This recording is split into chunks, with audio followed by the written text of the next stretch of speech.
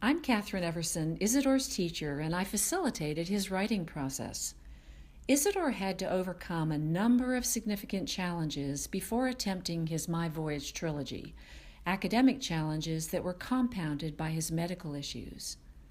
He worked diligently to learn key components for writing, parts of speech, word order in sentences, and other concepts that gave us a mutual language for communicating his intent. Ysadore learned to use first one, then two switches simultaneously in order to potentially access software for communication. The first communication and writing software we tried was cumbersome and unworkable. Finally, midway through third grade, Ysadore was introduced to First Author, a writing program developed by Inclusive Technologies. First Author provides a word bank of unchanging, commonly used words. It also allows me to create additional word banks from which Ysadore could select words and phrases unique to his stories. He had to scroll through rows of words, select a row, and then click on individual words or phrases. Initially, he worked with 2 pages of word choices, then expanded to 4. Prior to working on each of his My Voyage books, we used low-tech eye gaze charts to determine what words he wanted in those personalized word banks.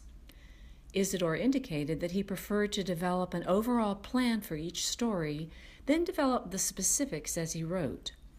At first, I was able to supply appropriate words in First Author, but Ysadore quickly began to outpace that process. He could indicate some choices for words through eye gaze by staring at a word on the screen so I could select it for him. Even that was often too difficult for him, so we gradually began to use a whiteboard and eye gaze chart. My goal was for him to write for about 20 to 30 minutes, but Ysadore frequently pushed on to 1.5 hours per writing session. It was hard to get him to stop. Once he outpaced First Author, I would write categories for him, such as action, dialogue, description, review, and feelings. From these types of categories, Ysadore would then select specific words for each sentence. He literally chose each word of each sentence. Sometimes this process was quite hilarious as I tried to imagine where he was going with the plot. I only gave him 3 or 4 word choices at a time, and we would sometimes get to the 9th choice before I wrote the word he was waiting for. At times we used an alphabet eye gaze chart so he could spell out character and place names.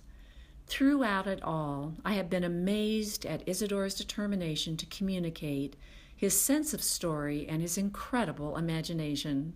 We have also had a lot of laughs as he continually surprises me with plot twists and turns and increasingly sophisticated word choices.